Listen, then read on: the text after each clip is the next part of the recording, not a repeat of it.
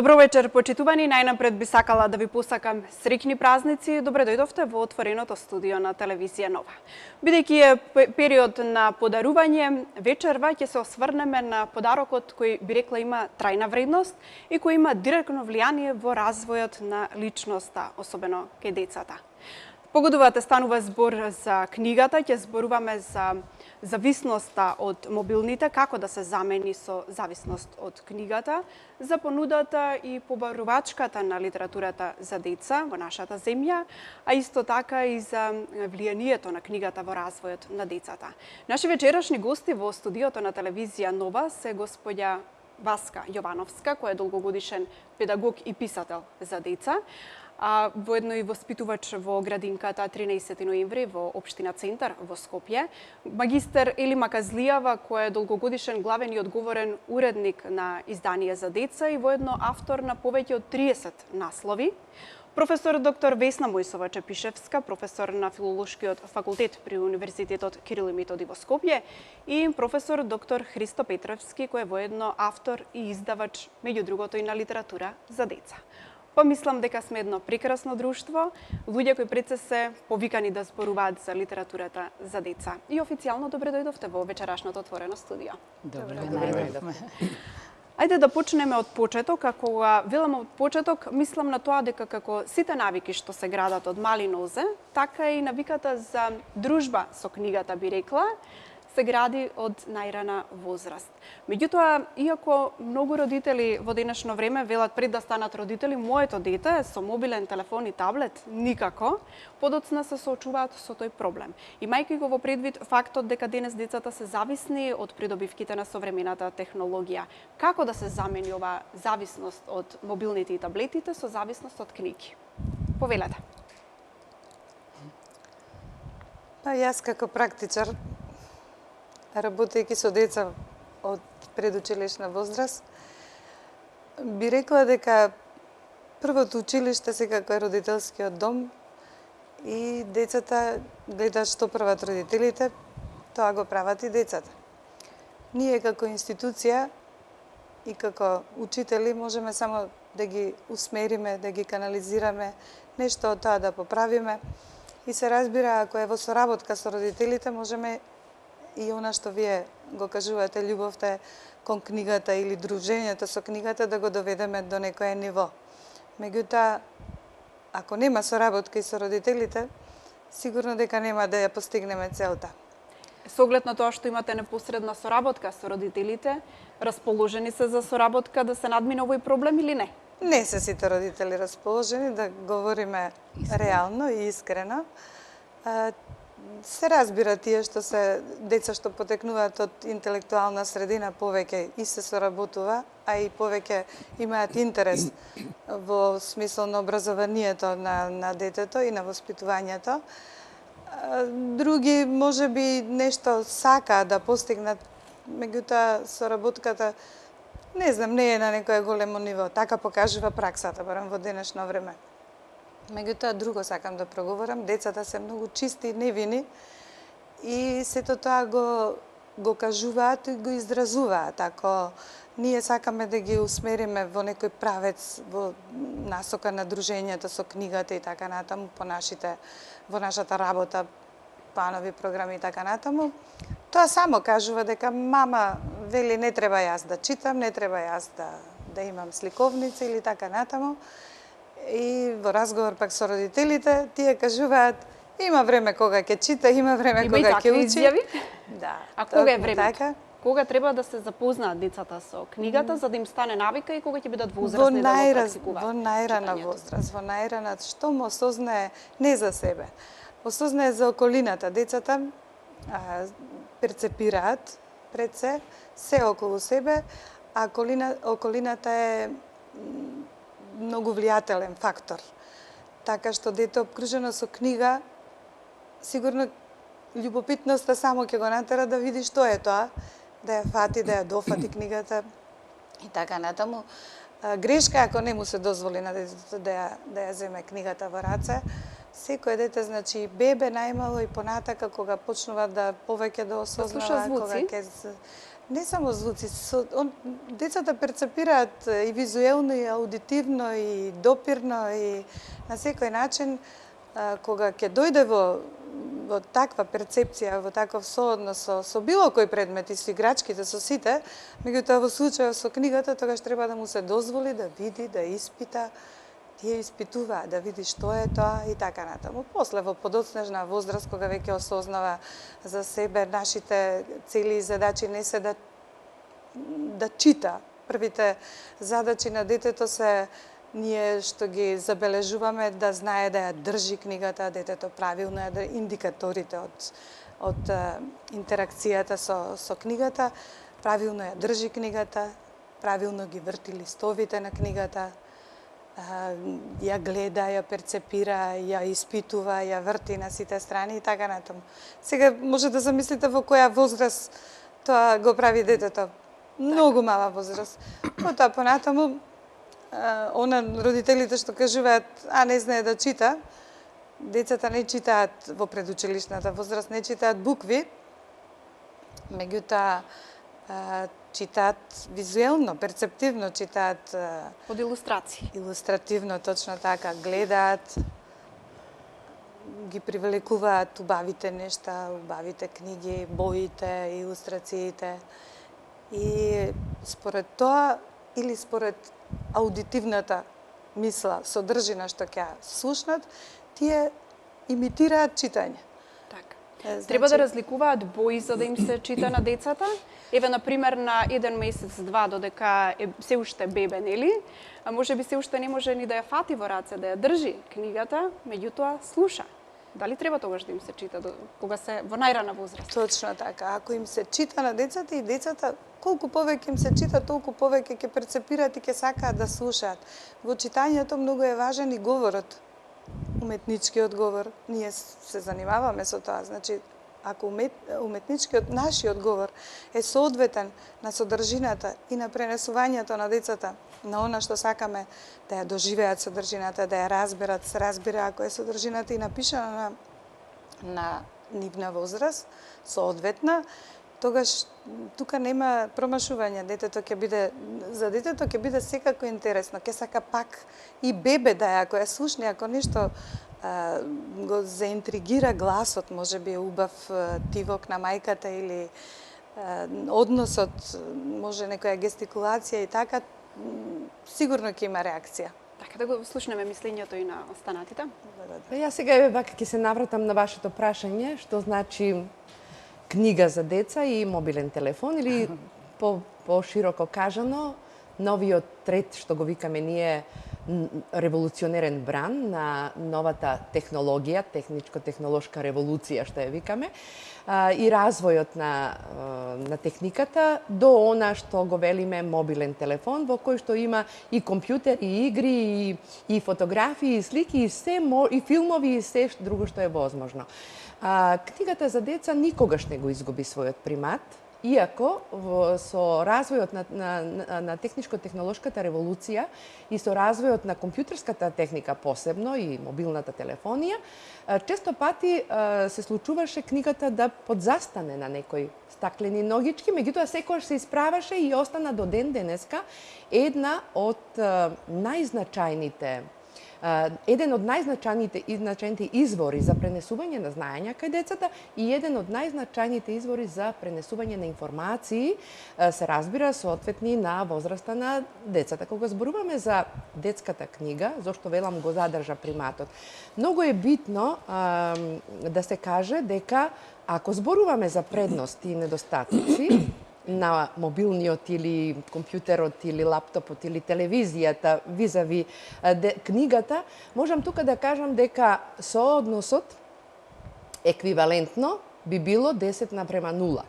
Затоа што во книгата, која што е добро дозирана, која што е добро рецензирана, во која што има соодветни содржини за возраста на детето, не може да има недостаток. А додека во мобилниот телефон, да речеме, или на телевизијата, на компјутерот и така натаму, може детето, не сакајки, да дојде до несоодветни содржини за неговата возраст. Значи, тука може детето да се сретне со некакви агресивни појави, кои што имаат тенденција кај детето да развие подоцна некој агресивно однесување, што значи не се секогаш дозирани и со внимание содржините внесени во таа нова технологија.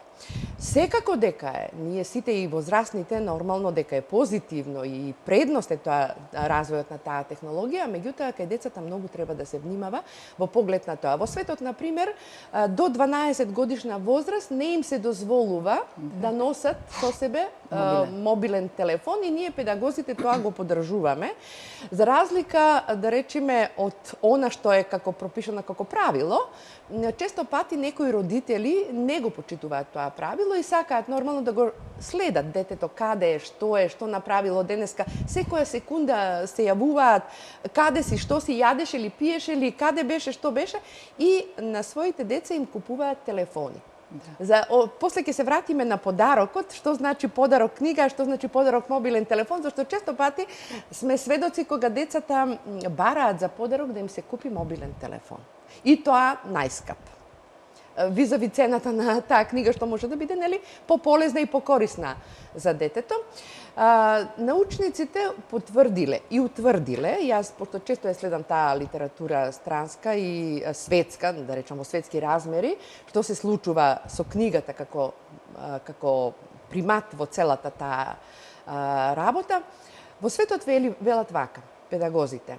Значи не сме на едно дете да му се дозволи да биде повеќе од 1 час во друштво со мобилниот, компјутерот, лаптопот или телевизијата. Значи, максимум 1 час. Зошто?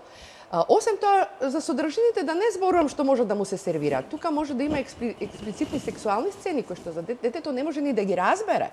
Да не зборувам за убиства и агресивни работи кои што таму се случуваат, кои што детето може да ги види и потоа да влијаат на него, дали социјално, емоционално, дали педагошки, негативно во смисла на педагошко-психолошки аспект, социјално-емоционален аспект или здравствен, што е многу голем проблем, велиме дека сите таа нова технологија и тие телефони зрачат и многу повеќе кај децата прават оштетувања здравствени отколку кај возрастните. И ние возрастните сме на некој начин зависни од таа технологија, да си признаеме, но кај детето не смееме да дозволиме да биде зависник, затоа што веќе ќе имаме и голем здравствен проблем.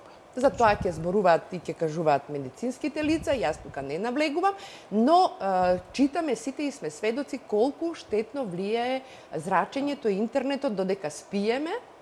Замислите да е телефонот до тоа дете, на кое што се развива мозочето, и да го зрачи за цело време. И затоа велат стручњаците дека од 1 час повеќе не смее да дозволиме како родители, како воспитувачи, детето да остане во друштво со таа нова развиена технологија. Јас имам многу за тоа да зборувам, имам и пишувано за оваа работа, но ете ќе дадам заради времето и можност и другите да кажат што мислат за оваа работа.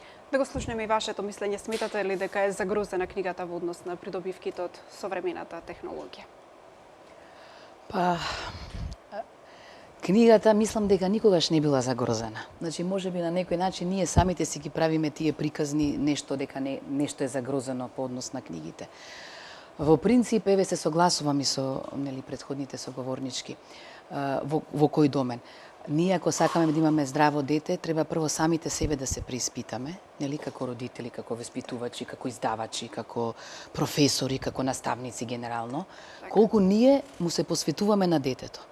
Затоа што ако се инсистира на тоа дека треба да се тргне од најрана возраст да му се раскажува на детето, тогаш мора тоа да го направи некој во домот.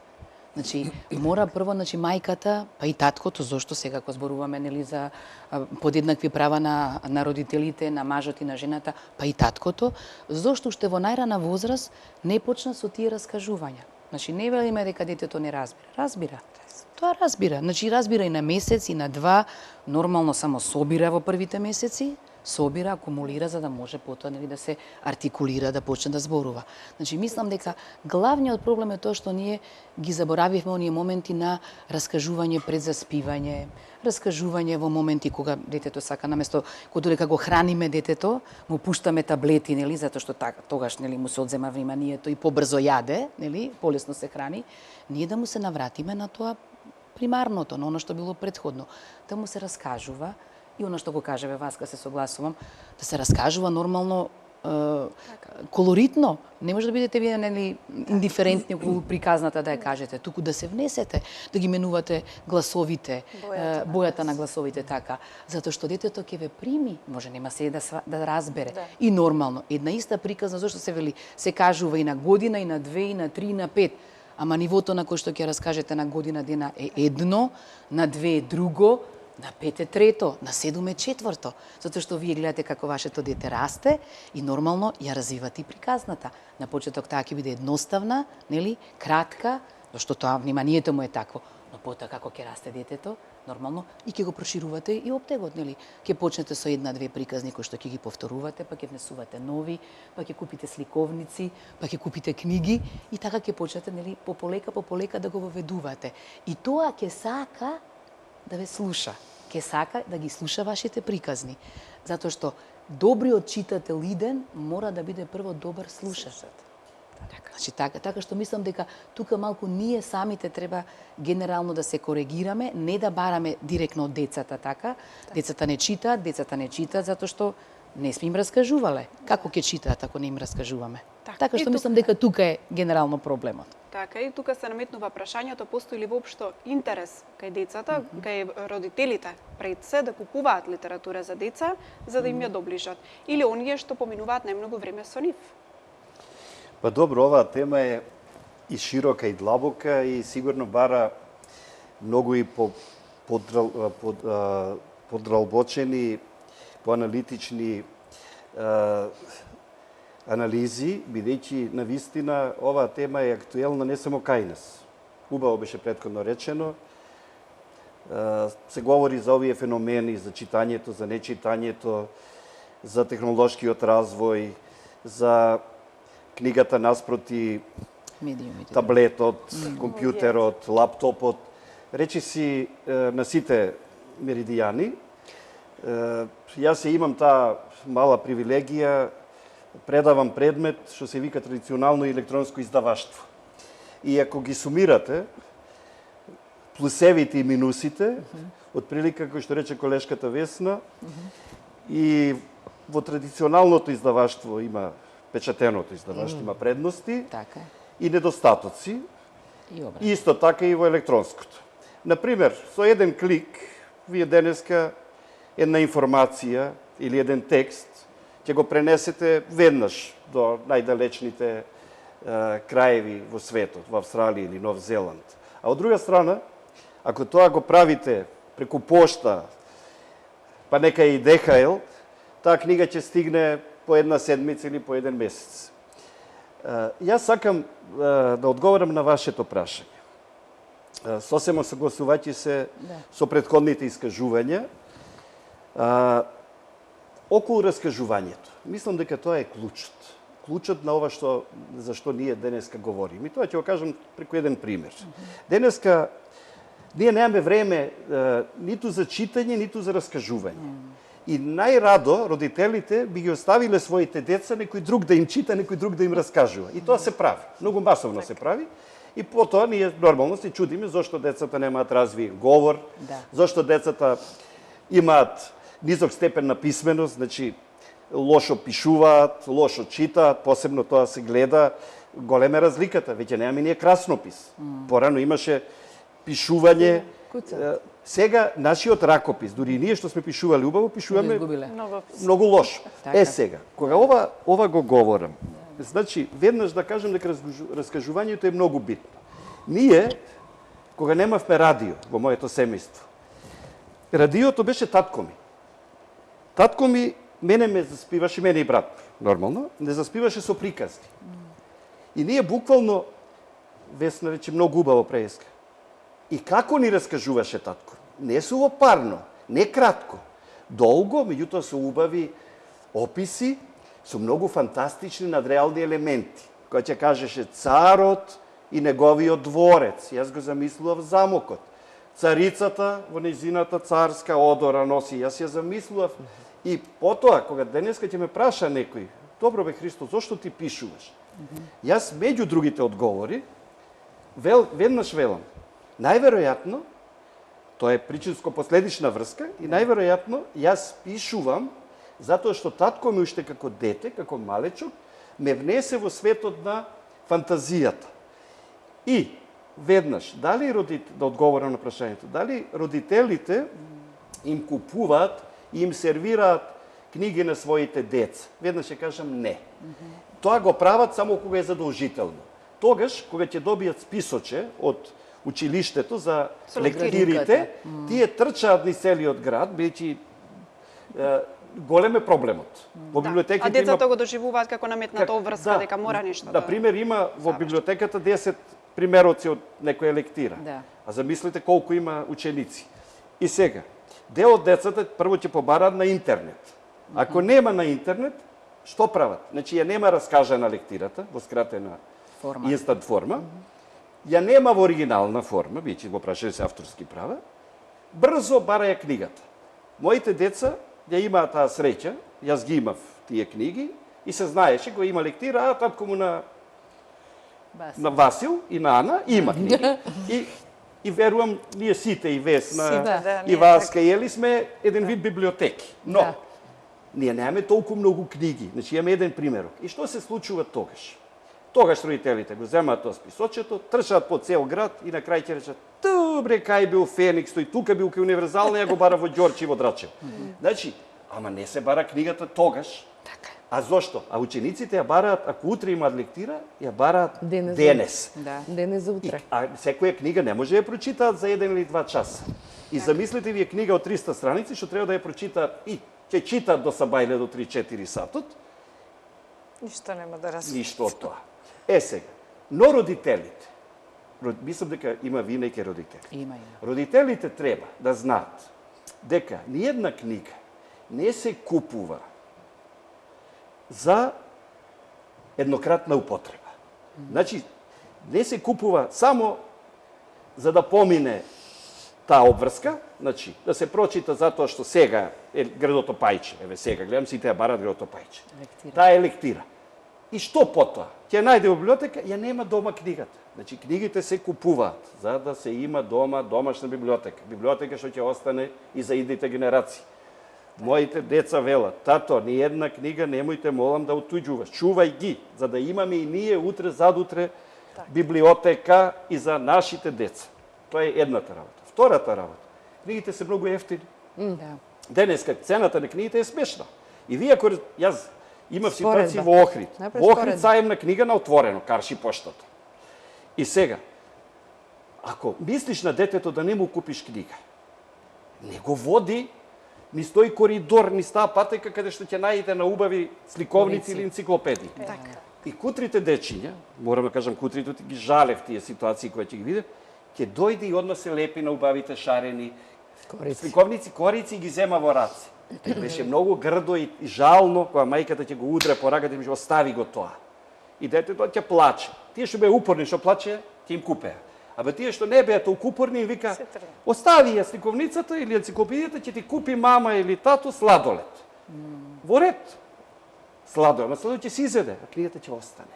Така. Значи, преку овие неколку примери, сакав да кажам дека оваа тема да вистина е многу широка. И таа е и психолошка, и економска, и социолошка, културолошка. И во таа смисла, ние сите имаме уште многу што да кажеме. Но, еве јас да завршам со една констатација. Како треба да изгледа една книга за деца? Преку пример. Ова е книга што ми ја објавија, моја книга. Тоа е роман од детето што сакаше да стане пчела, објавена во Хрватска, во Загреб. Значи, издавачот Алфа, еден реномиран издавач, објавува книги од хрватски и од странски автори. Кога ми ја пратија книгата да ја видам, добро, ја видов пред тоа компјутерски ми ја пратија, но кога ја видов, реков, вака треба да изгледат книгите. Значи, со тврда корица, со убави илустрации внатре. Знаете ова зошто е битно? не само книгата да биде трајна, да остане, да се чува, да не по неколку читања да се искине, како што многу книги, нели, одма, што се правени со брзо печатење, ефтино печатење. Но, книгата за деца треба да биде привлечна. Значи, тука се многу битни илустрациите. Така. И ние мораме да ги привлечиме најмладите читатели, децата, од градинката и од училиштето, и со убавината на илустрациите, со светот на фантазијата, односно фантастиката, над реалноста е во прашање. Тоа е имагинација. Да. И вие кога, како да ви кажам, поубаво е да го замислите царот отколку да го видите пред вас. Нели? Ќе се разочарате. Преку 9 планини, преку 9 мориња. Им посакувам на сите наши родители кои што ќе ја гледаат оваа емисија, малку да поразмислат. Нека им купат најнов компјутер и најнов лаптоп и најнов таблет. Ама нека им купат и некоја убава енциклопедија, и некоја убава книга. И да знаат дека нивните деца треба утре да научат и убаво да пишуваат, Да читат, и убаво да читаат, и убаво да зборуваат. зборуваат. Да Или ќе ги да. подготвуваат за еден век, за еден живот, каде што треба да бидат и оратори, значи говорници, каде што треба да бидат и филозофи, каде што ќе имаат и јавен настап. За жал, јас денеска гледам многу млади, кои што одма знам дека не читале, според тоа како што се изразуваат. Освен она, дај брате, што преш брате, Брат. не знам, не гледам нивни вокабулар, некој друг термин. Затоа, ова тема многу убаво што вашата телевизија ја поставува и треба да се продолжи со вакви трибини, со вакви разговори на сите нивоа, бидејќи во Македонија денеска имаме уште еден многу голем проблем. Тоа е македонскиот писател и македонската книга. Но тоа е друга тема, иако се допира до оваа денешна тема. Така.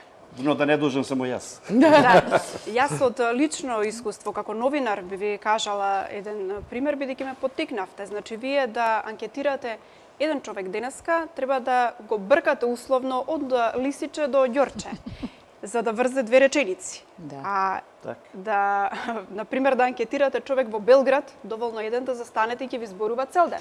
Значи, тоа зборува колку сме ние читачка или нечитачка нација. Так, апсолутно. А кога зборувате за проблемот во врска со говорењето или последиците од користењето, од прекумерното користење, јас не велам дека живееме во информатичко општество, нормално дека треба да се користат и неизбежно е да се користат придобивките на современата технологија, но рационално. Кога не се користат рационално, се создава и проблемот со говорењето кај младите деца, на што реагираат и логопедите. Па предлагам во продолжение да слушнеме изјавата на еден од логопедите. Кога станува збор за развој на говор кај децата, треба да имаме предвид дека најдобро и најбезболно развивање на говорот би се случувало ако биде вклучен само мајчиниот јазик на почеток, затоа што во самиот развој ние не знаеме децата дали би имале проблем или не во текот на развивањето на говорот. Секој друг јазик што е внесен би представувало само дополнителна пречка и забавување на правилниот развој. Сега тука би ги кажала семејства кои што има двојазичност или од друга страна вклучувањето на цртани филмови, таблети, телефони каде што претежно се има друг јазик, најчесто англиски јазик. Сега, некој феномен е тоа што децата многу лесно прифаќаат друг јазик, а во суштина не ни разбираат дека станува збор за два различни јазици.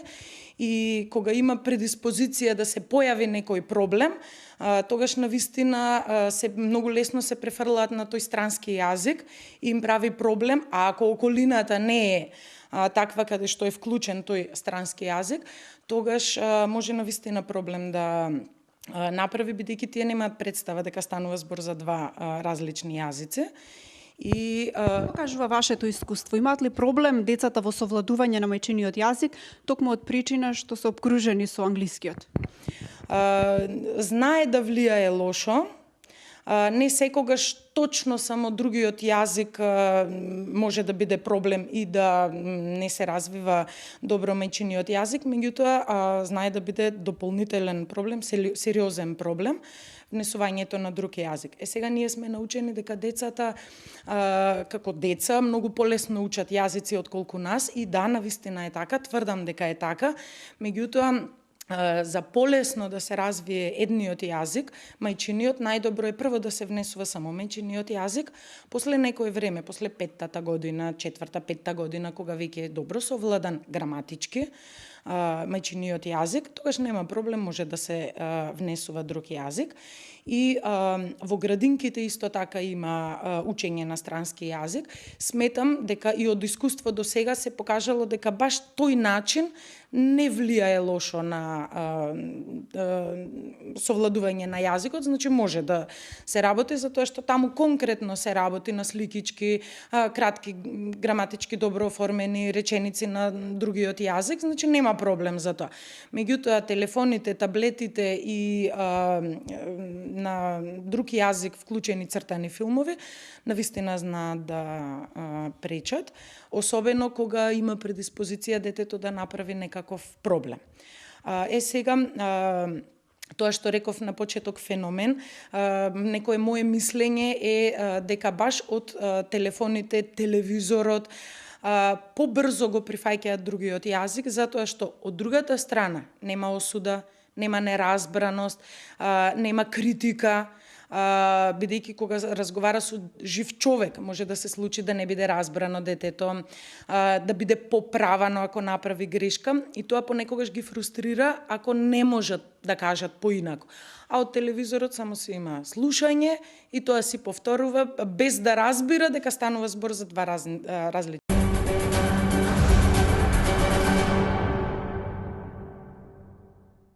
И како автори, и како издавачи би ве прашала, која е одговорноста пред се да се пишува за деца, која е специфичноста на овој вид на жанр? Што е најважно, на што треба да се обрне внимание? Вака сега, значи, да се пишува за децата е многу тешка и одговорна работа. И затоа велиме дека е специфична. Секој не може да пишува за литература за деца, иако, кога зборуваме литература за деца, малку е поширок тој поим. Ние имаме повеќе форми, роман, драма, поезија, раскази за деца и така натаму. И сега јас ќе се осврнам на она што е најбитното за секој автор, кога седнува да пишува, да речеме, еве една песничка или еден краток расказ за децата.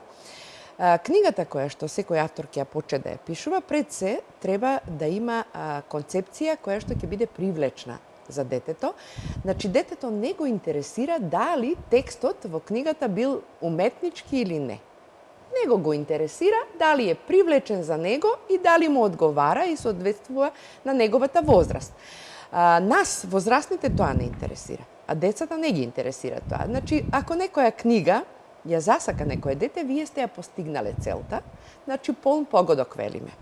А ако не ја сака детето таа книга, значи ние сме нешто сме промашиле, да речам, во создавањето на книгата. Кога се создава една книга или кога се пишува, јас лично како автор, значи го имам пред себе детето.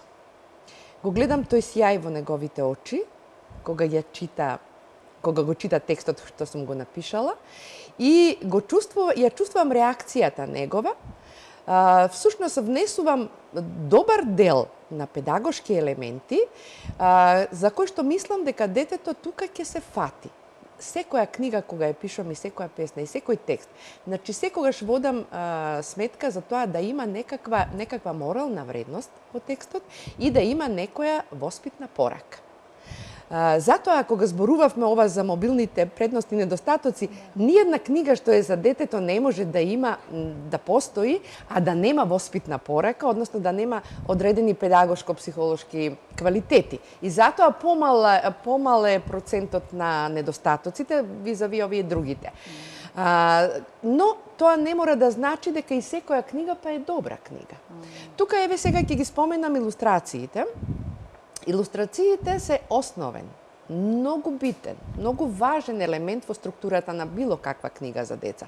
Постојат правила како оди возраста на детето, например да речеме ако е во помалата возраст 80% треба да имаме во книгата илустрации, 20% текст. Во подоцнежната возраст имаме некаде 40 со 60, па потоа одиме 50 на 50 за да стигнеме некаде кај повозрастните, младите што ги викаме, нели создаваме литература за деца и млади, кај младите читатели да направиме 80% текст, а 20% илустрации. Зошто тоа го велам? Значи, тие правила ја секош ги почитувам, ги научив многу одамна, кога почнав учебници да пишувам и многу е битно кај помалите, бидејќи се неписмени. Кај помалите деца тие читаат од илустрацијата. Оној мисловен процес, што се случува кај возрастните, кога читаат од текст, што рече Христос и ја замислувам царицата, и тоа како изгледал, нели, по раскажувањето, односно по читањето од текст. Детето обратно. Тоа си раскажува гледајќи ја сликата. Значи, обратен процес се случува во таа возраст и затоа е многу битно илустрацијата да не е само обичен декор во книгата. Имаме ние илустрации кои што навистина не се во сооднос со текстот, не кореспондираат со текстот. Имаме илустрации кои што не се својствени на возраста на детето, кои што не говорат наместо текстот.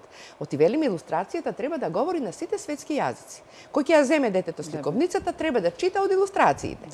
И сега, во тој случај, ако таа илустрација не кореспондира со текстот, не е во функција на текстот, не е соодветно направена со добра доза на хумор. Децата сакаат да се смеат и да ја пренесат смејата на другите деца. И затоа во светски размери се вели, секоја илустрација која што е за детето направена не треба да биде само декор и статичен елемент. Таа треба да представува дејство и многу хумор во себе. И затоа велиме дека се битни илустрациите и на прв поглед, уште нешто една реченица, ќе кажам што рековме за корицата. Корицата е најмногу привлекува. Детето кое ќе отиде на саем, кое ќе виде убава корица, со убави бои, направена од добар илустратор. Пазете, илустраторот исто како авторот, тој што пишува, треба да ја знае детската возраст. Треба да ги знае... Треба да го следи трендот. Да, и не само тоа. Бабите некогаш и денес не се истини. Така, тој е коавтор. Тој треба да знае што бара детето. Дека има некаква динамичност во сликата, нешто се случува. Значи, нешто зборува. И точно треба да знае. И соработката на илустраторот и авторот е взаемна. Значи, она што авторот го кажува со текст, илустраторот треба да го прикаже со слика. Значи, да добие детето една представа за што се раскажува во приказната или во книгата, сеедно. Ајде да ја слушнеме во пракса како стојат работите.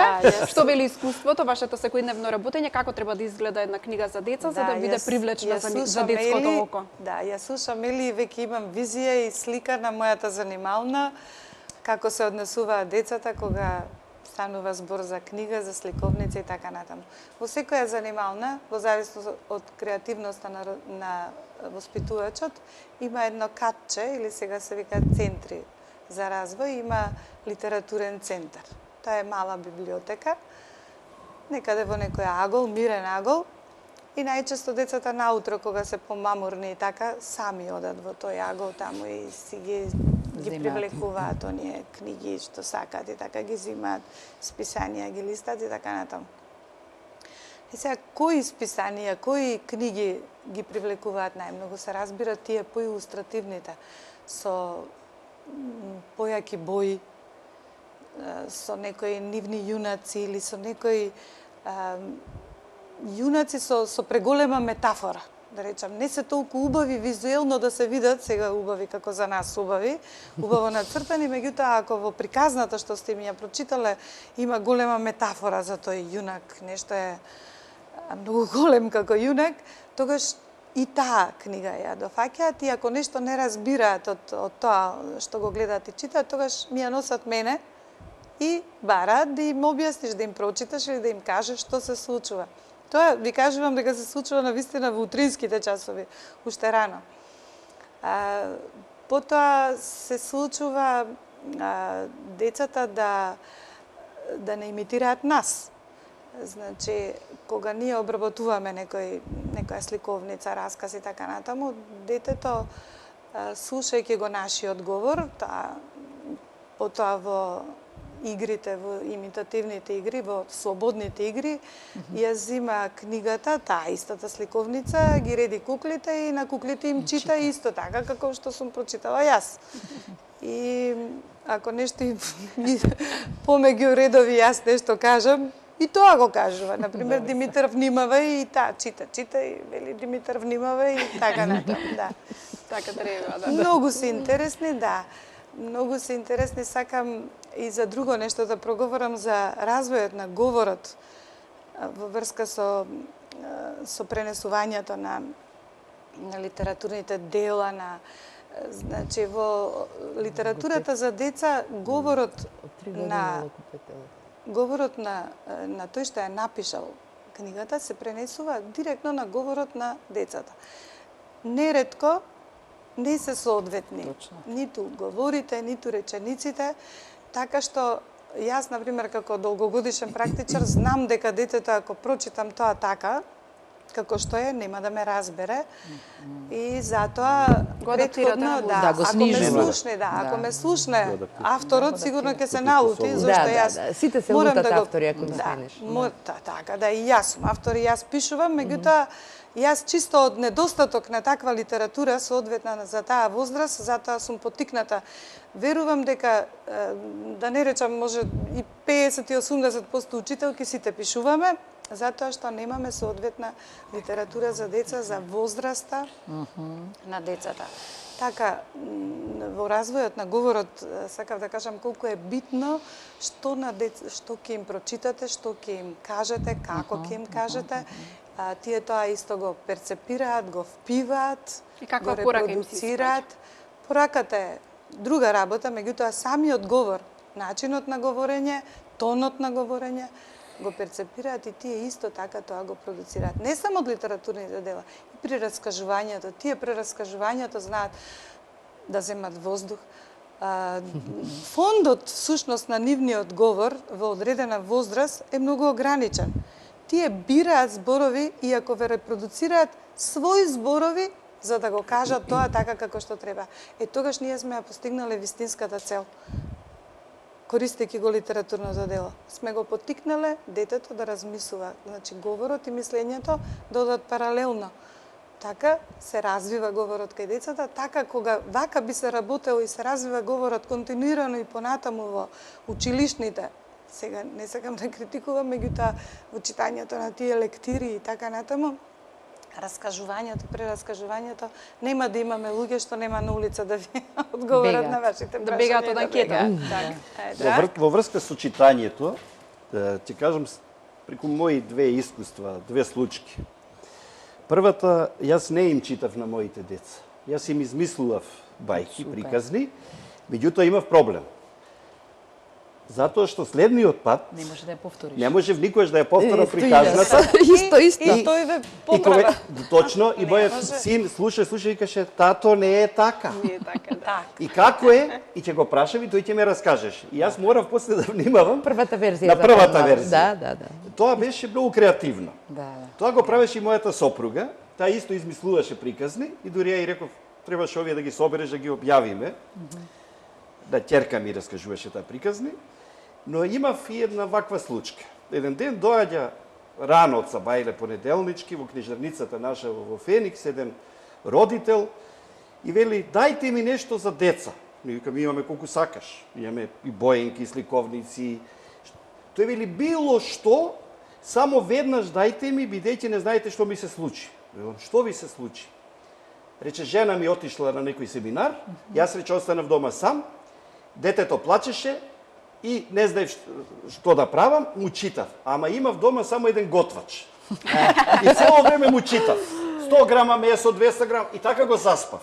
Меѓутоа рече, тоа морав да го правам од петокот вечерта и саботата и неделата. И ве молам, да не дојдете во ваква ситуација. Да имате дома само еден готвач и да им читате на децата несоодветни работи, да не речем во наводници глупости.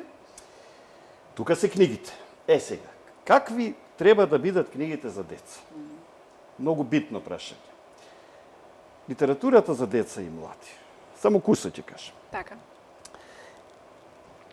е рамноправна на литературата за возрасти. Иако често е подценета, се сметало дека полесно се пишува за деца, Обратно. а многу често е тоа обратно, како што вели. Да. Е многу тешко Таа и била- специфично. Многу често ставена во втор план. Но во 19-тиот век, за среќа, веќе во светски рамки, таа станува рамноправно.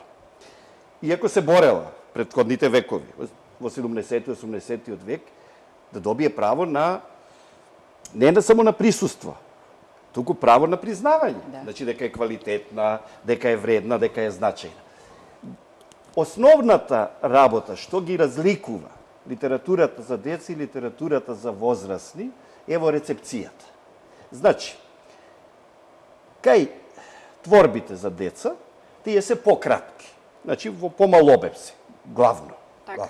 Второ, тие мора да бидат така срочени, така напишани, така направени, за да бидат разбрани од децата. Значи, од децата како читатели. И тука сега, покрај илустрациите за кои што говоревме, што е битно? Во тој текст мора да има и фантастика, и фантастични елементи. Не може без тоа. Не може литературата за деца да биде како сувопарен реалистичен записник. Значи, она мора да има и имагинација, надреална фантазија. И уште нешто. Ние денеска имаме диспропорција, дисбаланс за кој што цело време некако говориме. Читаат, не читаат. Веднаш да ви кажам. Морате да го следите новото време. Да. Значи, ако пред 50 години писателите, да не именувам сега, македонски, пишувале за доаѓањето во град и прв пат дека виделе слики на зидот, значи кога влегле во кино, вие сега на денешните деца, Не во може тоа да му го 21-иот сервирам, век, така е. тие ќе речат, ајде ве молам, затоа што имаат дома домашно кино, Да, пуштаат има гледаат се. телевизија, имаат видео, имаат сите технички можности. Значи, вие денеска мора да пишувате, како што веќе беше речено, на современи теми. Така е. Второ, да пишувате духовито, луцидно, не само дидактички во негативна Така е. смисла на зборот, Така не да им мудрувате и попувате, Така е. не да бидете претенциозни, децата ги третирате како празноглавци или како папагали. Не. Обратно, треба и да учите од децата. Јас многу работи учам од моите деца, и од синот и од ќерката, и викам, добро е што е така, што можам јас да учам сега од нив, а не тие од мене. А често ми се случува, синот ќе ми рече, сине, сакам нешто ти кажам. Тато, знам што ќе ми кажеш. Ја викам, како знаеш, па ти не си Вања, откај знаеш што ќе ти кажам кога уште не сум изустил. Вика, знам. Викам, ајде кажи. И тој точно окажува тоа што мислам да каже. Значи, зошто? Викам, како знаеш? Па тато 100 пати истата работа ми ја повторуваш. Значи, ние, повозрастните, знаеме да бидеме издодевни и нетактични и слично. Но, дајте да ги третираме децата како равноправни со нас, како возрастни, да им говориме на истиот овој еден начин, културен, се разбира, не во негативна смисла, Така. да разговараме со децата како со возрастни граѓани. Во Јапонија има бонсаи. Тие се мали растенија, а во суштина се столетни. Да. Значи, децата се само малечки во растот. Ама не значи дека затоа тие се табула раза, се празна табула, неиспишана, не знам ништо. Не. Децата си се личности, се согласувам сосема со Весна што вели рамноправни со нас. Дајте да бидеме рамноправни со децата и да ги третираме така. Тоа е мојата размисла. Професор Кејачепишевска, со оглед на тоа што голем број книги за деца, меѓу другите, нели, покрај книгите за возрастни, ви поминале низ раци голем број книги за деца како рецензент. Која е одговорноста да се пишува за деца? Па прво да кажам, еве да се вратиме малку назад за она што мислам дека ние несериозно се однесуваме воопшто кон таа литература за деца. Зашто велам несериозно? Мала вака едно ретроспектива. Например, во Македонија има само 2-3 посериозни книги кои што ја третираат литературата, кои што ја третирале литературата за деца. Покрај она книга на Мурис Идризовиќ, потоа се надоврзува таа некаде кон крајот на 80-тите години пишувана, како еден вид на преглед на македонската литература за деца. На таа се надоврзува една студија, голема книга, која што се вика Литература за деца, македонска литература за деца и младинци, на Миодраг Друговац. И потоа излезе уште една книга од Јадранка Владова, Литература за деца. И Душко Цацков има. Ама затоа велам дека тоа се толку многу малку. Многу малку. Сега гледа, пишуваат точно и Виолета Димова пишувала, и Мито Спасовски пишувал. Меѓутоа, борам како еден вид на преглед на тоа што направивме, што оставивме, што треба да направиме за идните генерации, се уште не се појавила. Ама тоа мислам дека доаѓа и заради тоа што и во образовниот систем некако не сме сериозни по однос на предметот кој што се вика литература или книжевност за деца. Да тргнам јас само од филолошки факултет. Значи на филолошкиот факултет предметот книжевност за деца е изборен предмет. Замислете, не е задолжителен веќе. Значи изборен предмет кој што нормално може да го бираат сите студенти на филолошки факултет, но може и да не го изберат. И сега по редот на нештата, тој навистина им е атрактивен на повеќе студенти и бараат да го слушаат, но многу од тие студенти нема да успеат да го добијат правото да го кликнат предметот, бидејќи таму ограничено, знаете како е. Значи да го кликнат предметот и да го слушаат во таа година и така натаму. Така што една голема група на студенти од филолошки факултет нема да имаат можност да го слушаат предметот книжевност за деца. Да не зборувам за другите факултети. Например, исто така е на факултетот во Штипе се слуша еден семестар, во Тетово еден семестар. На педагошкиот факултет во Скопје само 2 семестри, каде што го предава колегата Мито Спасовски, но тоа е многу малку. Ме разбирате што сакам да кажам? Еве, например, како е концепиран. Јас еден семестар можам да зборувам за светската литература за деца, значи сите овие почнувајќи од познатите сказни и така натаму до најсовремените, а во другата можам да зборувам само за македонската и нормално регионот, бидејќи тука секако сакам да во некој контекст да ги проследам и српската, и хрватската, и бугарската, и словенечката и така натаму. Но тоа е многу малку. И тоа покажува дека фактички ние не можеме во 2 семестри да покажеме сериозен однос и да напишеме некоја книга што ќе остане, што ќе биде тоа учебник само за покој што ќе полагаат децата, а не треба да биде така. И сега ви рековте да, точно, читам многу литература за деца, не некој од нив сум и рецензент, меѓутоа од друга страна се поставува прашање колку можеме од тие нови наслови да ги внесеме. Бидејќи во еден семестар вие, ако почнете да речеме од Перо и од Грим, како за еден семестар за 3 месеци ќе дојдете до најсовремените постигнувања, не само во македонската, туку и во регионот и во светско, постигнување. Така што мора многу сериозно да се размислува. А дека се прават напори во последно време да се пишуваат книги, се прават, дека се пишуваат книги, се пишуваат, но нормално тие книги малку треба да излезат повеќе, побрзо да излезат. На кој начин? Еве, например, нашата библиотека одамна нема купено книги за деца. Зборам библиотеката на филолошкиот факултет. Значи, како јас еве, искрено, моите примероци што сум си ги купила за себе, им ги позајмувам на студентите или ќе ги посочам, па да не биде тоа дека им велам ајде одите купите кај Христо или одите купите кај Ели, да не биде тоа дека јас сега во однос на некои издавачки куќи сум приврзана или не сум, тоа е малку скокотливо прашање. Значи, секогаш се трудам да го дадам својот примерок, но што е еден примерок во однос на тоа да се прошири тоа, значи немаме ни реално ни можност да купиме книги заради некои други икс причини и така натаму. Така што гледате, влегуваме во некој теснес, некако сите сме некако врзани. Сакаме, зборуваме, ама очигледно како што рече Христо, остануваме само на зборување, зашто еве се сеќава Христо и пред 4-5 години имаше иницијатива и за реална убава ревизија на изборот на лектири. Но тоа остана само на иницијатива, остана таму некаде во Бирото за развој на образованието. Надворо тоа не излезе од некои фиоки и така натаму, а треба многу да се работи. Јас сакав да се надоврзам на ова што кажа Весна, бидејќи мислам дека е клучното. Без влијанието и без уделот на државата, ние можеме овдека да разговараме и денес, и утре, и задутре. Мора државата да свати, ама дефинитивно да свати. Пред се, двете министерства. Министерството за култура и Министерството за образование. Дека со ова работа нема шега. Бидејќи подготвуваме граѓани.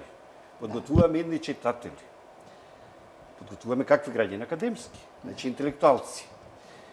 Од градинката, преку основните училишта, средното образование до високото образование. Министерството за култура не може во иднина да остави на случајност, дали некој издавач ќе конкурира со една или две или три книги. И дали од тие ќе му бидат прифатени една или две или не една. Не. Министерството мора системски тоа да го реши. Стратегија. И да рече. Литературата за деца и млади. Ќе објавиме 100 книги за деца и млади од македонски автори. Оригинални, Крај да на се приказната. преведуваат само од 100. странство. И писателите ќе пишуваат и ќе бидат Да, и ќе објавени. мотивирани ќе бидат. Втора работа. Ова што кажа Весто. Ве молам. Како може предметот литература за деца и млади да биде изборен? Никако. Факултативен. Тој мора да биде задолжителен. И не во еден семестар, 2 семестри. Бидејќи Да се испрочита цела и светската литература, и европската, и балканската, и македонската. Така. Трета работа. Ние немаме фестивал, На детето, голем на детето. фестивал на литературата за деца и млади. Да. Какви што има. Има во окружувањето. Србија. И во Хрватска, и во Србија. Да не ви кажам за Шибеник. Да не... Вистински фестивал. Четврто. Ние немаме награда. Ние имаме само една награда, Ванчо Николевски. И тоа во кругот на... Во друштвото на писатели. Да.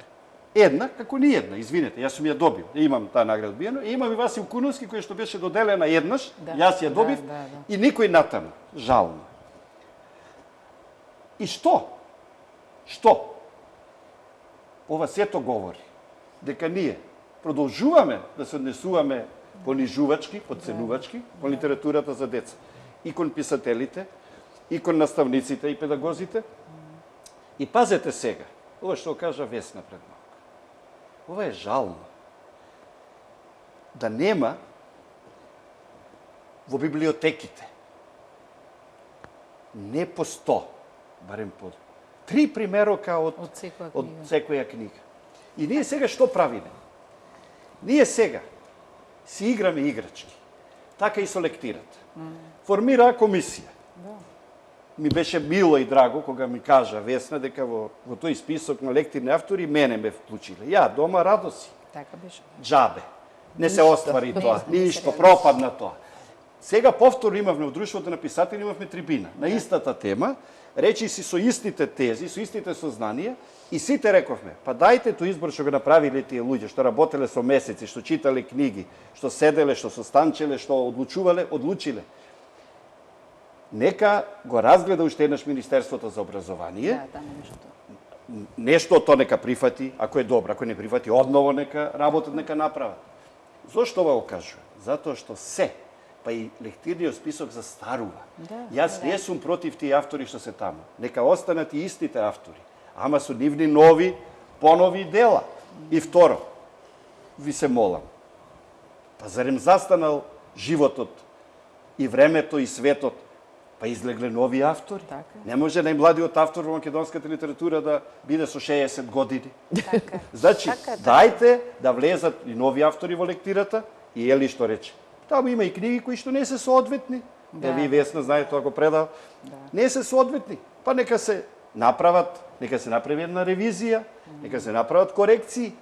Зошто? Затоа што тоа е задолжително. А се што е задолжително може да остави многу поголеми последици од она што е изборно и факултативно во развојот. Значи, мора многу да се внимава што ќе биде задолжително. И од тука треба да тргнеме. Значи, да тргнеме од лектирата, министерствата, морам со ова да го кажам, добро е што ми текна во мигов, на саемот на книгата во Белград. Сите училишта од Србија задолжително одат на саемот на книгата, да не се прави голема гужва, дори се прави распоред. Па се знае дека во четврток ќе одат од тие градови, во петок во сред. Кај нас мора да биде посетата на саемот на книгата. Задолжителна. Бидејќи нема поубава посета. Не е работа ги однесите некоја пољанка во некој фабрички двор, наставниците да јадат во мензата, а децата да јадат сендвичи во дворот. Нека дојдат на саемот на книгата. Нека се сретнат со писателите. Нека се сретнат со книгите. И уште нешто. Бесплатен да биде влезот. И ми е бесплатен? Не, 30 денари. Не треба ни 30 денари. За групни посети ми се чини правеа по 20. Ами 20 не треба. Кај нас, со тие 20 денари нека си купи една боенка, една сликовница. Зошто? Затоа што ние како излагачи го плаќаме тој штат. Сакам да кажам, што повеќе саеми, ама да тој главниот саем да биде задолжителен и така ние да направиме традиција.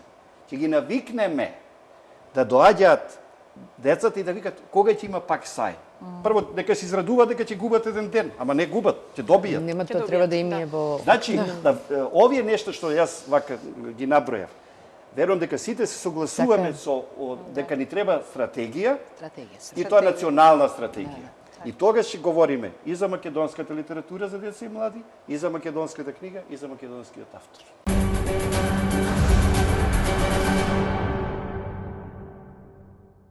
Која е причината поради која недостасуваат автори за деца? Или оние што ги има се навистина возрастни, многу малку млади автори се појавуваат на литературната сцена? Јас го знам одговорот, ама да не испред само јас да зборам. Јас ќе кажам, да, како практичар, литература за деца не може да пишува секој. Го кажавме тоа генерално. Таа литература за деца, тој што ќе пишува за таа возраст наменета за деца, треба да ги познава децата. Треба да специфична е. Сите специфики на возраста, на говорниот апарат, на артикулацијата на дискриминацијата на гласовите, значи психолошки, социјални, да. Сето тоа треба да го познава многу добро за да може да ја напише соодветно таа литература.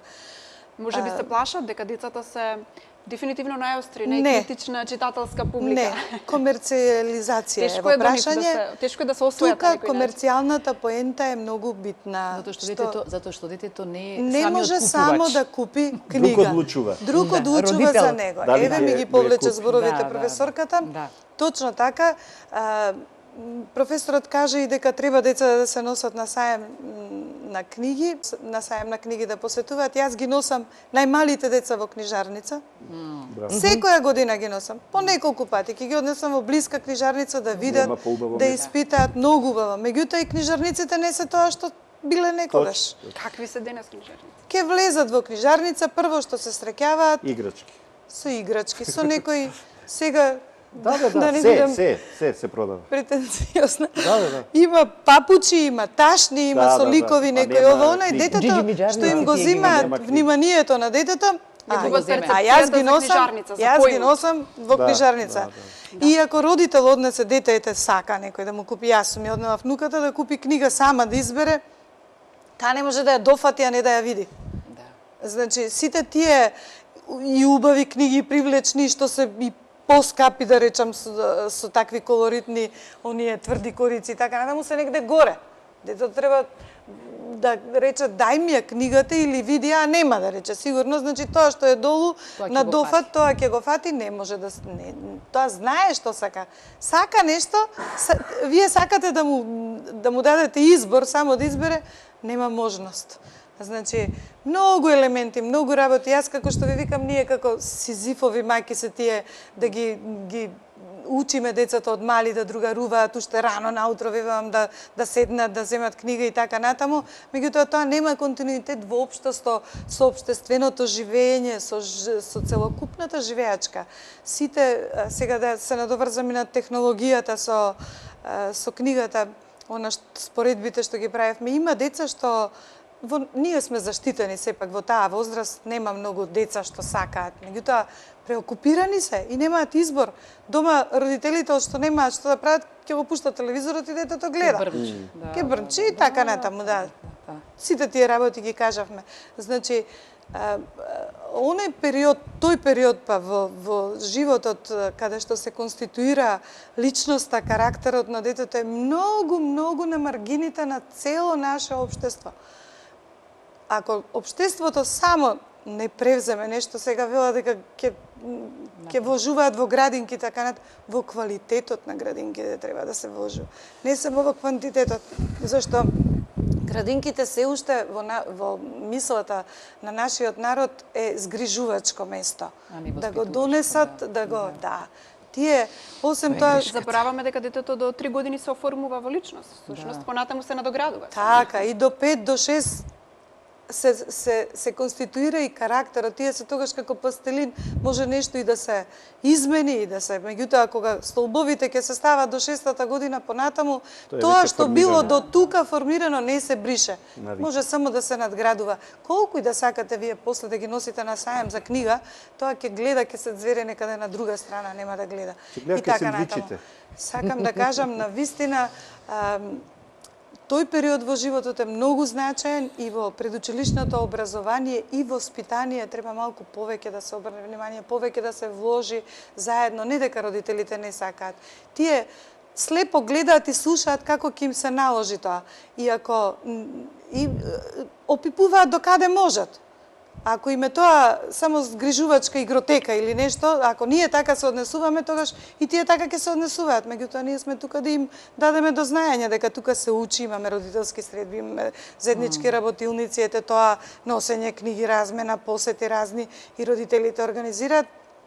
Сето тоа треба да им го укажеме, да имаат до знаење дека тоа така оди, за да има континуитет понатаму да се развива. Инаку ќе остане на тоа. Александра, ова за што говориме? Преку еден пример. Моето дете треба да оди на родене, кога беше малечок. И ја викам, земи сине книга која сакаш, најскапа, однеси. Одбери, да. Вика, тато, срамота е да носам книга. Книга. Викам, зошто срамота е? Па сите, вика, ќе носат нешто друго. Блузичиња. И тоа сме прашале јас. Сега, што сакам со да кажам? Ние дојдовме дотаму да си играме играчки. Нема импровизација. Така. Ова е многу сериозна работа. Во светот постојат научни истражувања. Да. Возрасти од 1 до 3 години. Што може, што не може. Точно е тоа. Што влијае негативно на психата, што одговара, што е воспитно, што е едукативно. Така. Друго. Зошто не се пишува за деца? Јас ќе ви кажам, во Македонија има голем број на писатели што пишуваат за деца и голем број книги. Јас токму ги донес овие книги овде, бидејќи не се сите што сум ги напишал за деца. Ама реков едно купче ќе земам, затоа што реков да не говориме, нема писатели, нема книги, има. Можеме да одговориме на побарувачката? Имаме понуда, не зборувам за странски, туку зборувам за домашна продукција. Одма ќе кажам. Веднаш ќе кажам. Можеме да одговориме на побарувачката, доколку побарувачка има. Значи, побарувачка нема. Така, нема. А понуда има.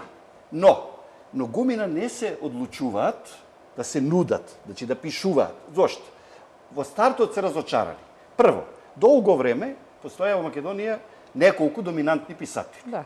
Така. Тие и никој друг. Тие во лектирата, тие уредници во списанија и тие не дозволува, дека ми простат, ќе се препознаат во што говорам, токму тие не дозволуваат да никнува нова трева покрај нив.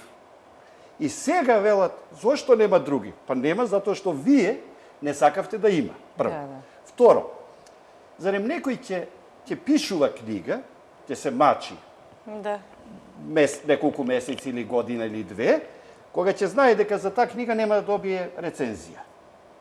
Освен ако е задолжителна. Значи, нема да се одбележи таа книга дека излегла. Не е задолжителна, нема да биде понудена, нема да биде продадена, нема да биде прочитана и автоматски нема да биде валоризиран трудот. И ќе биде дури подценета. Да. Таа книга, зошто? Зашто вика, таа е за деца. Ние се уште робуваме на стереотип. Точно. Книга за деца како нешто да е мајтап. Лесно, нешто, то се пише овака од рака.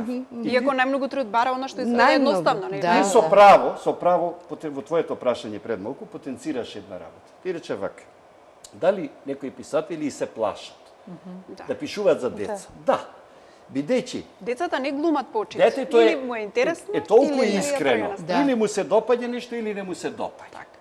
И крај на приказката. Многу чисто. Значи, или ќе му го задржите вниманието, или нема. Со темата, со стилот на раскажување. Така овдек, во оваа тема, ние се што говориме.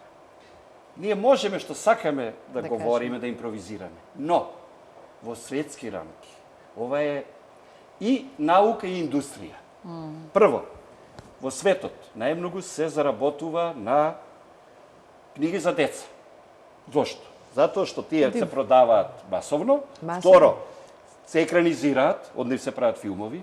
Трето, се прават кукли. Значи, јунаците стануваат па беджеви, па играни серии, па стрипови. Значи, сакам да кажам, ова е и наука, и индустрија. А кај нас, во Македонија, литература за деца и млади е подценета, преживува, значи дише на шкрги, на жабри. Една работа. Второ, што е многу жално, нема глобална национална стратегија и ова зашто ние се говориме. Ова не се провлекува со години, со децении. Јас бев млад, значи сум имал 20 години, сега имам 60. Значи 40 години слушаме на иста песна и ден ист рефрен. Нема македонски писатели за деца? Има. Има, ама ако сакаме да ги има. Ако сакаме да ги нема, нормално дека ќе ги нема. Значи, да се вратиме на напред малку. Ни недостасува една стратегија. Овие неколку професори, значи Весна Мојсо-Чепишевска, Мито Спасевски, Виолета Димова, Јованка Денкова, учувајќи ми и мене, бидејќи јас им се приклучив, Христо Петровски, сега можат само нешто да коригираат, да доправат, но, јас пред малку со Весна говорам, пред да почнеме емисијата, никош не е доцна. Може да се стави нов тема. Историјата на македонската литература за деца и млади. Антологии, прегледи. Тоа ни недостасува. Ни недостасува и науката да се занимава сериозно, бидејќи ова е и премногу сериозна тема и премногу литература за деца и млади и премногу сериозна и премногу значајна. Како ретко што друго што е значајно, оваа литература, не дека јас пишам и за возрасти. Така. Но со оваа литература нема играчки, нема играње. Не се враќа во општеството како бумеранг. Како бумеранг, така е. Се враќа како бумеранг. Професорке, дали тоа значи колку деца читатели ќе имаме, толку ќе имаме и возрастни читатели? Секако. Јас сум за тоа дека тоа е така. Тоа е реципроцитет. Ако вложиме, еве кажа од искуство, нели Јели и Васко, од искуство ако вложиме во најраната возраст, таму ќе најдеме, ќе ги видиме потенцијалните читатели. Ако не вложуваме во најраната возраст, не може после да му се лутиме на дете од 10 години зошто не чита. Не е тоа криво зашто не чита на 10 години, зашто до 10 години нити слушал, ниту читал. Не, и личниот пример на возрастните исто така многу.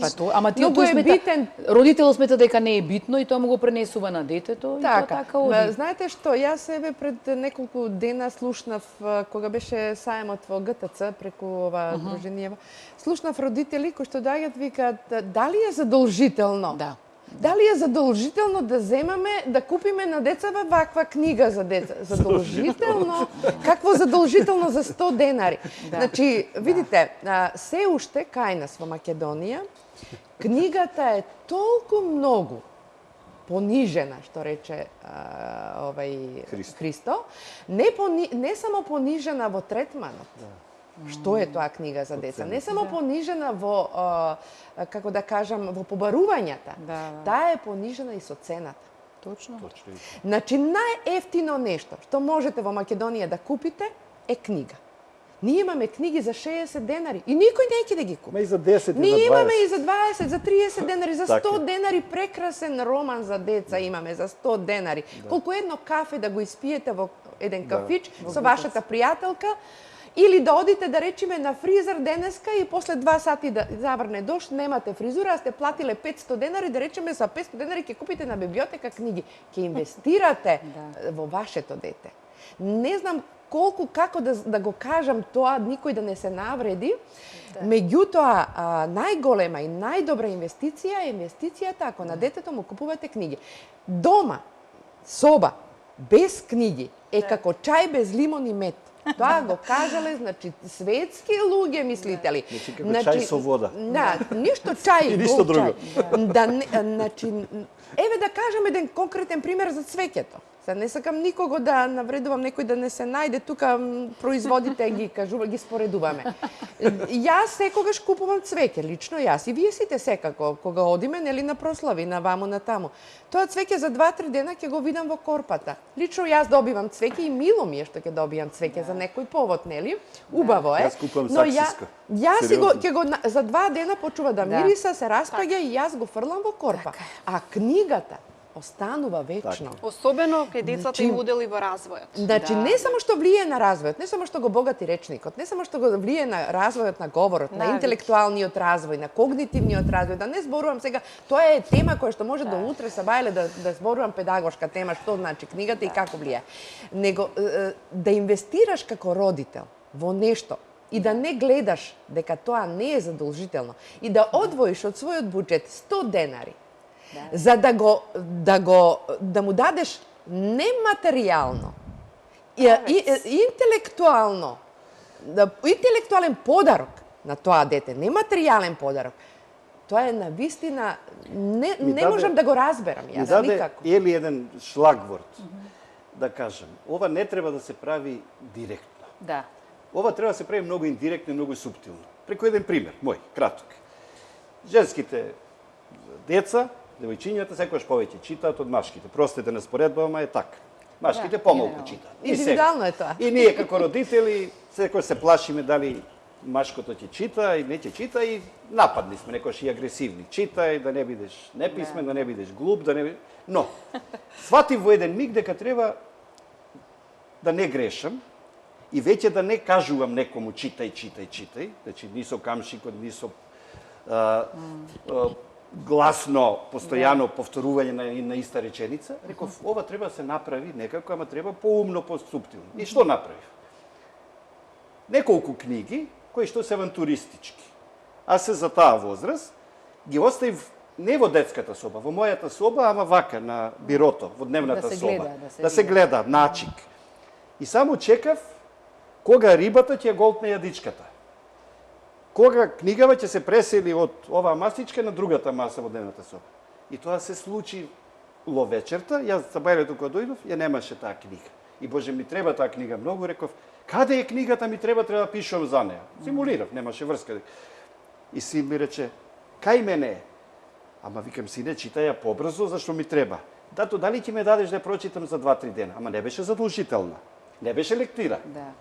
И тоа, родители, правете го тоа. Носете дома книги, случајно заборавајте ги на некоја масичка, делувајте индиректно, немојте со тоа, читај, мора да читаш. Се што е задолжително, се што е императивно, што вика Весна, се враќа како бумеранг. Добро, сега за празнициве, нова година еве помина, Божиќ, немаше побарувачка како подарок, например книга?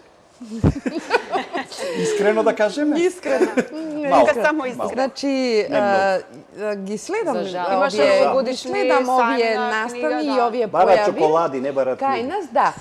Сега во поново време велиме едукативно пакетче, велиме здраво пакетче. Нели имаме сега проекти здрава храна, па велиме ајде ќе им дадеме овоше на децата во пакетчето, не ставаме веќе сладки работи, зашто сладките работи делуваат еве као нездрава храна.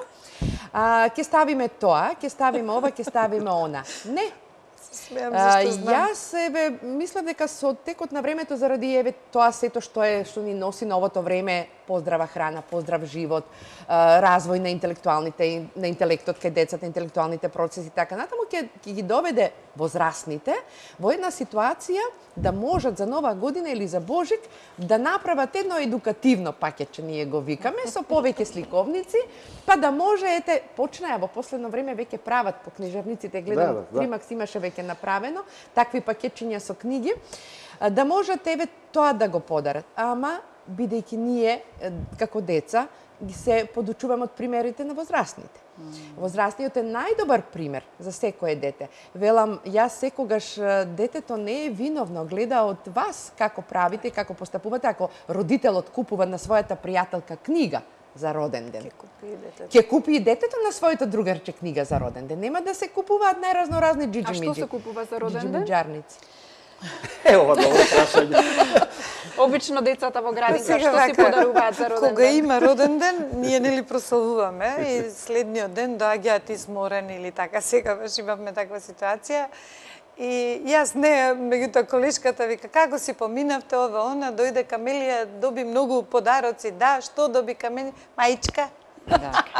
Маичка, бузичка и после сите кажуваат. И јас купив маичка, чоколадо, јас купив бузичка и чоколадо и така натаму. Најчесто тоа се купува. Не, книгата е универзален подарок. Значи, тука ќе им се олесни, одма да им кажам на сите родители. А голема мака е да се купува подароци. Јас лично, кога треба да купувам подарок, верувајте, многу ми е тешко. Значи, дали ќе го погодам вкусот, дали ќе го погодам бројот, големината, дали ќе погодам бојата, што, нели, дали ќе погодам тоа што нема. Оти може да ми го фрли во еден ќош таму или позади шифонјер подарокот и мене ми е криво, сум дала пари, па сум се мачала, па сум трчала, Меѓутоа сум со книга барала. никогаш нема да сгрешиме. Со книга никогаш не може никој да сгреши. Дали за возрастен или за дете, со книга не се, затоа што е универзален подарок. Значи, можете вие, што рече готвачот, кој Да, јас кажам. Со таткото што има па мака. може и готвач некош да се купи, па може некош да се купи било што. Нема да сгреши ниеден возрастен или ниедно дете ако за подарок однесе книга. И многу брзо и многу лесно ќе се одлучи да отиде да купи книга, секоја книга која што е направена за децата, соодветна на возраста, соодветна на психофизичкиот развој, да речеме, на детето, ако е добра таа книга, нели, и можностите, со многу труд, со многу мака, со многу непроспани ноќи е правена таа книга, а вреди толку малку, премногу малку за да може да си дозволи секој да ја купи како подарок и да ја однесе некаде на роден ден. Имам предлог, иако се ели двајцата сме издавачи. Нека купат книга, ама нека купат и чоколадо. Да, За да биде прочитана да книга. компензира. Да компензира. Македонското литературно милје неодамна го збогативте како издавачка куќа, како Идука Мак со првата македонска илустрирана енциклопедија, што мислам дека е одличен новогодишен подарок. Па до какви сознанија може да дојдат младите читатели, па и возрастните, би рекла дека ова енциклопедија за возрастни со оглед на оние факти и податоци во дознае повеќе кои верувам дека возрастните за прв пат ќе ги сретнат. Така е. Значи, ние непосредно пред новата година така се случи. Цела година ја работевме првата, да речам, илустрирана македонска енциклопедија за деца и недела дена пред новата година излезе од печат и ја промовиравме. Начелно ја назначивме да биде за деца на возраст од 5 до 10 години. Но веднаш потоа, имавме ние многу гости на промоцијата и некои ја купија, рекоа дека не е ова грешка сте, не е за 5 до 10 години, значи може да биде многу полезна и за повозрастните и за нас. Ние, например, живееме во Македонија. Цел живот се стремиме на децата да им кажеме да си ја сакаат татковината, да ја запознаат татковината, каде растат, каде се родиле, каде се школуваат и сето тоа. Меѓутоа, многу работи за Македонија ние не знаеме. Ние ги носиме децата на одмор во соседните држави или некаде, не знам каде, ама никогаш не сме ги однели да им ги покажеме сите тие знаменитости, сите тие убавини и никогаш не сме зборувале со нашите деца за обичаите, традициите, знаменитостите и така натаму.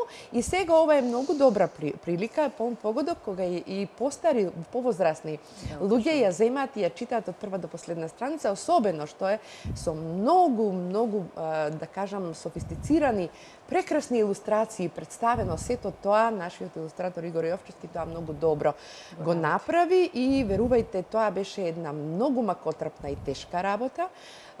Голем тим учествуваше, освен тројцата автори. Тука учествуваше 7-8 други луѓе, кои што се обидоа за година дена да ја создадат со таа енциклопедија, тоа дело и се надевам, се уште е рано да кажам, меѓутоа се надевам дека во периодов што следи ќе ја побара секој да ја има во својата библиотека, можда не мора како чајче и мецомет и лимон, ама треба да ја има за да може не само тоа, за да може секој да ја запознае Македонија и себе си, претежно зборувам за децата, и себе си и да може да ги тие знаења, тие информации да се ги користи понатаму во животот, кој што на некој начин ќе му дадат и интелектуално ниво, едно растење интелектуално на секое дете. Ви благодарам што бевте дел од отвореното студио на телевизија Нова. Почитувани, ви благодарам и на вас за вниманието. Јануари е месец на празници, кога сите помалку или повеќе се трудиме да биде богата трпезата, но јас би ви препорачала да не заборавите да консумирате и духовна храна. Довидување.